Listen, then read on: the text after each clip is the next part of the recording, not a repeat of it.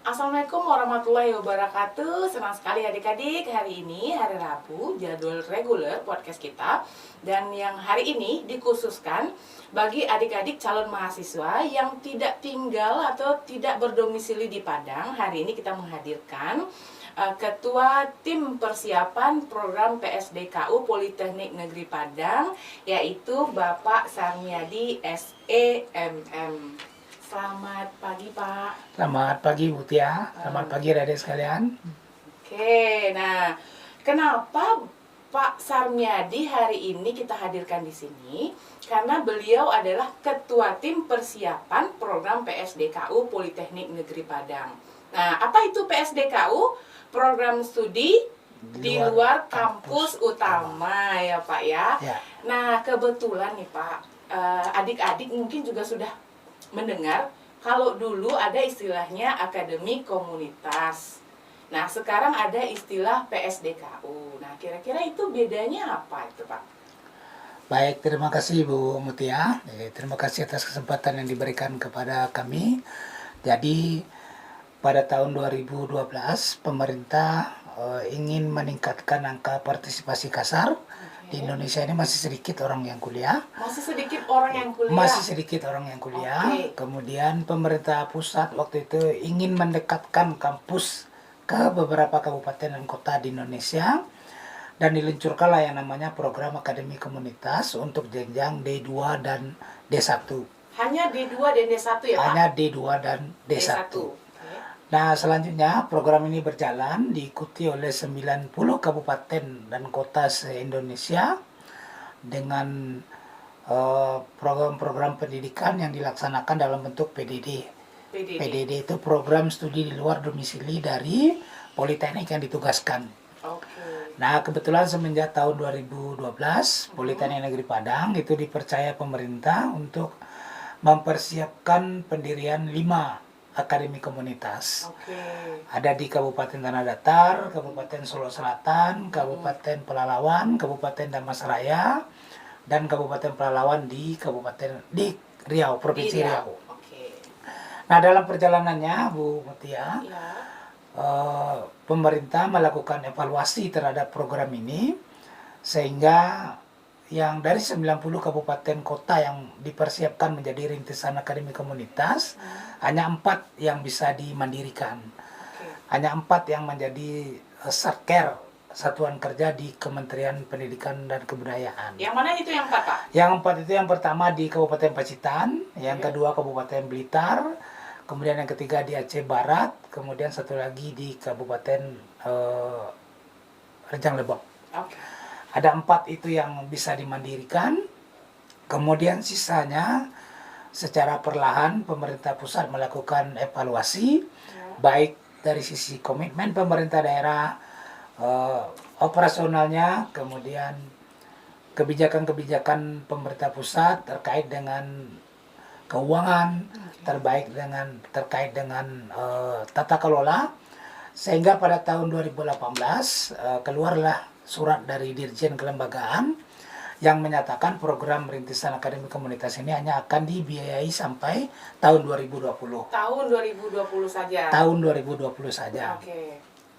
Nah, lalu bagaimana dengan pemerintah daerah yang waktu itu sudah berkomitmen menyiapkan sumber daya manusia, ada yang menyekolahkan sampai ke luar negeri, kemudian ada yang sudah membangunkan gedung kuliah, dengan untuk akademi komunitas, menggunakan APBD. Nah, seperti apa fasilitas yang sudah itu mau dikemanakan?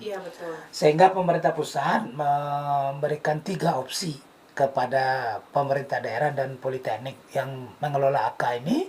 Ada 3 opsi. Yang pertama adalah di passing out. Passing out itu artinya ditutup sama sekali. Ditutup sama sekali, tidak ada lagi program tidak ada lagi proses pendidikan. Belajar mengajar tidak ada lagi. Tidak ada, mahasiswanya kita tamatkan. Kemudian yang kedua adalah dilanjutkan dengan pilihannya adalah PSDKU. PSDKU, program studi di luar kampus utama. Kemudian yang ketiga adalah dijadikan akademi komunitas negeri swasta. AK swasta. Nah, dari 3 opsi itu kami, pimpinan Politeknik Negeri Padang, Pak Direktur, kemudian berkomunikasi secara intensif dengan pemerintah daerah. Kami menawarkan pilihan ini, maka 3 dari binaan kita itu sepakat untuk melanjutkan menjadi PSDKU-nya dari Politeknik Negeri Padang.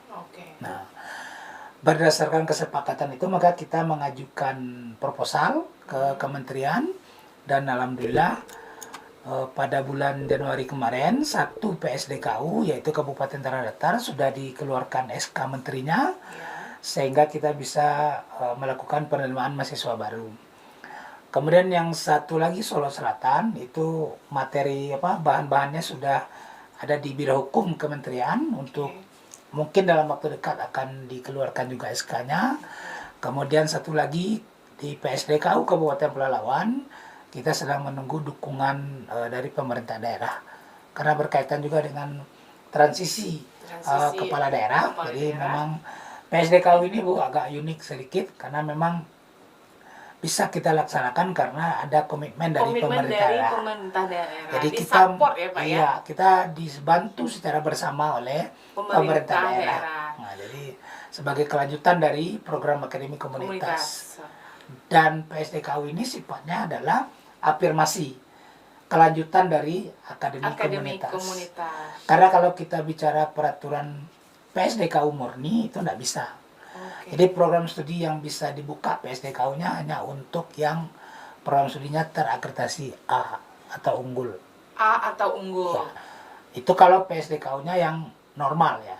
Tapi ini kan program PSDKU afirmasi sebagai kelanjutan dari akademi komunitas. Ya. Oke.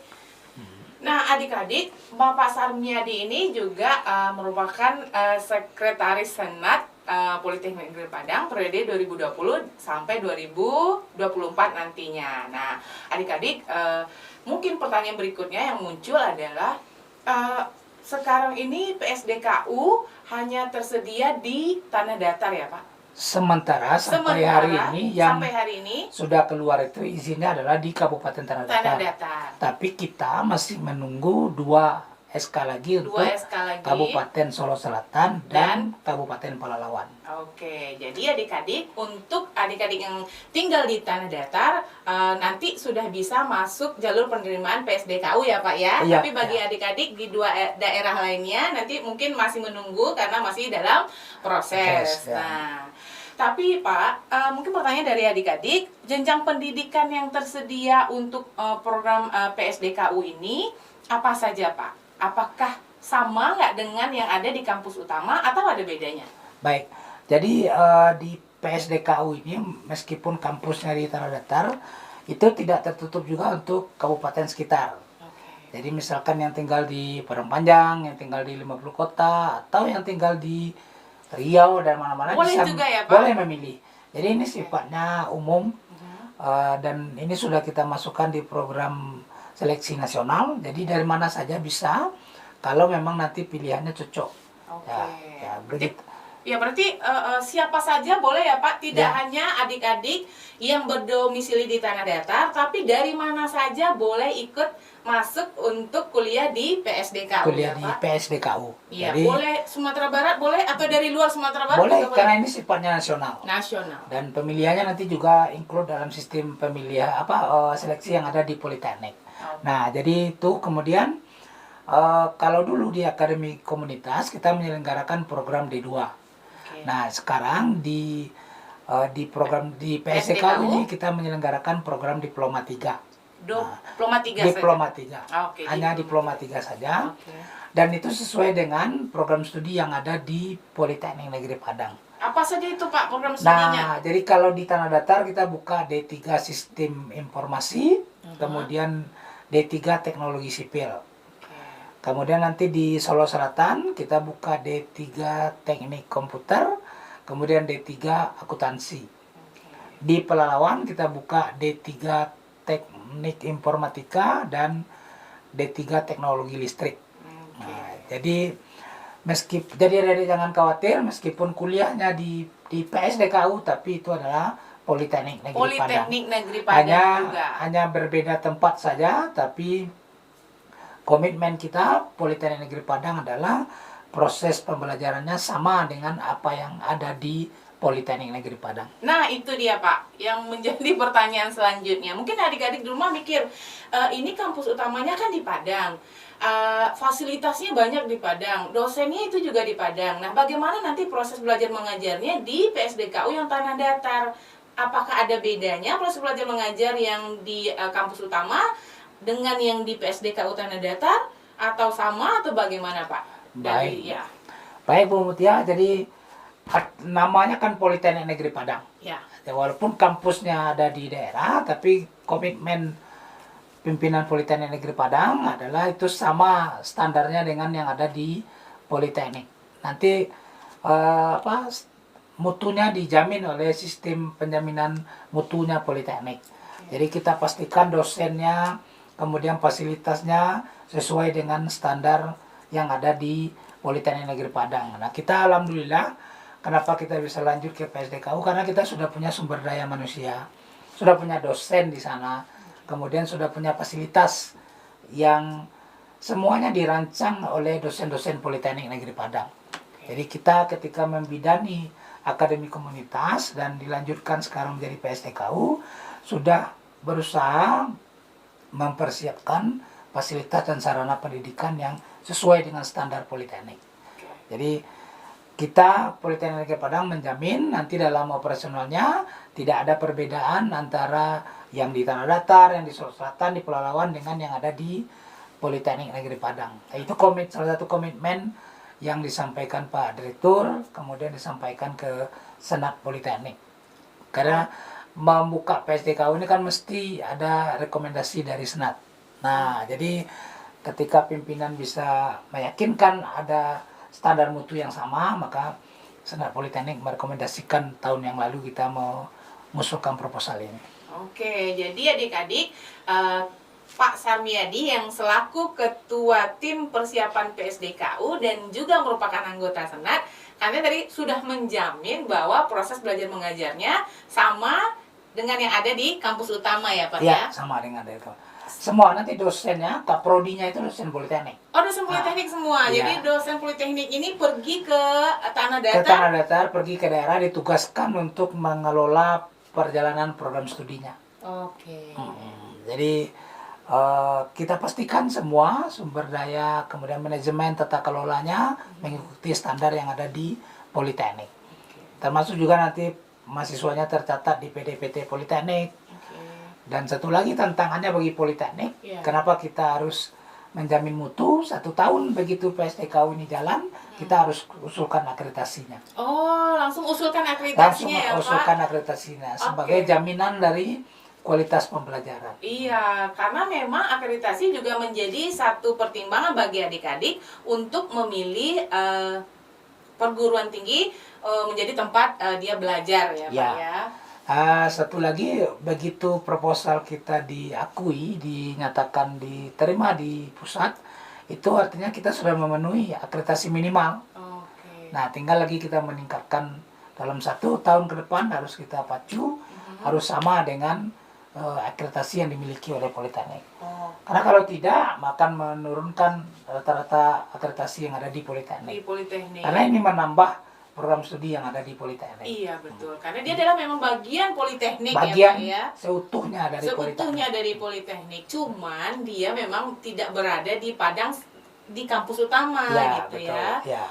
Oke, nah jika adik-adik di rumah nih Pak berminat masuk PSDKU ini ya, yang sekarang sudah ada adalah PSDKU di Tanah Datar dengan 2 program studi tadi. Nah, apa kira-kira yang perlu dipersiapkan oleh adik-adik di rumah untuk masuk program PSDKU ini, Pak? Ya, baik, kepada adik-adik seperti biasa, sebelum menentukan pilihan kita ke perguruan tinggi, tentu kita punya referensi. Jadi memang pendidikan vokasi adalah pendidikan yang menghasilkan lulusan yang siap pakai, dan itu memang dibutuhkan di dunia industri. Jadi yang pertama tentu adik-adik perlu menentukan mau ke jalur akademik atau jalur universitas, jalur vokasi. Gitu kan. Nah, persiapan yang lainnya tentu sama seperti tes-tes yang ada di seleksi perguruan tinggi, menyiapkan nilai, kemudian juga mengikuti terus perkembangan-perkembangan yang kami sampaikan melalui websitenya Politeknik. Melalui website Politeknik. Di sana ada semua persyaratan yang harus dipenuhi, karena memang sistem penerimaannya itu bersamaan dengan sistem penerimaan yang ada di Politeknik. Jadi nanti begitu adik-adik mengakses website Politeknik, kemudian ada pilihan, di sana kami pilih ada tulisan Program Studi Sistem Informasi Kampus Tanah Datar, Program Studi D3 Teknologi Sipil Kampus Tanah Datar. Jadi itu pilihan-pilihan yang bisa adik-adik pilih ketika nanti mendaftar untuk ikut seleksi di Politeknik Negeri Padang. Oke, jadi adik-adik sudah didengarkan tadi penjelasan dari Bapak Sarmiadi selaku Ketua Tim Persiapan PSDKU. Nah, mungkin Pak, pertanyaan berikutnya, jalur apa saja yang bisa ditempuh adik-adik? Maksudnya jalur seleksi masuknya apa saja dan kapan itu, Pak? Ya, baik. Adik-adik sekalian, sekarang itu di Politeknik kita punya ada 7 jalur penerimaan, dan khusus untuk PSDKU yang ada di Tanah Datar. Kemudian kemungkinan nanti ada juga PSDKU di Solo Selatan dan Pelalawan.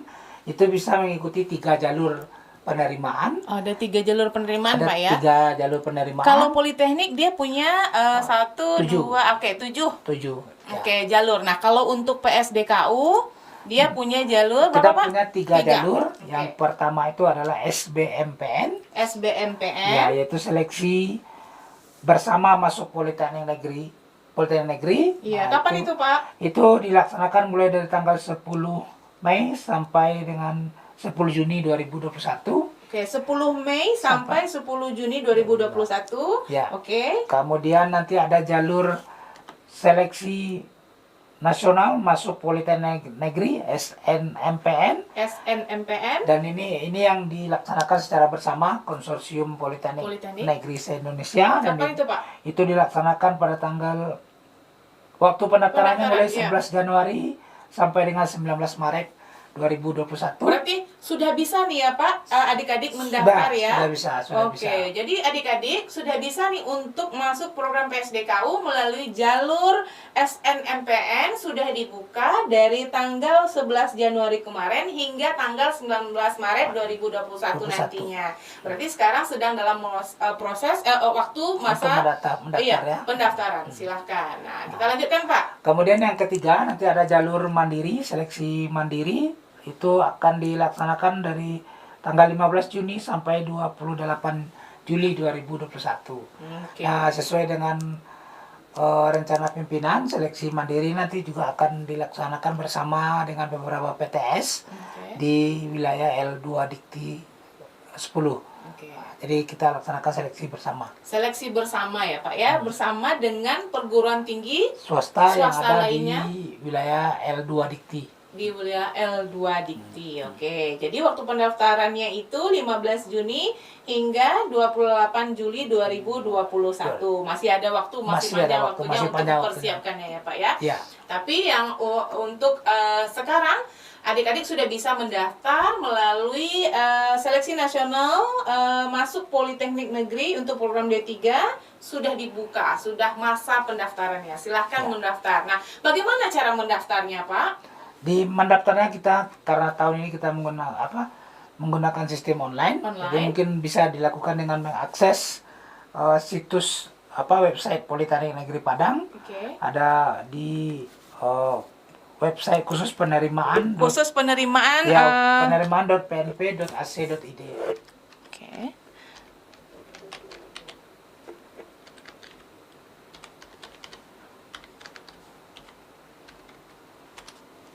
Oke, jadi ada website khususnya ya, Pak? Ya.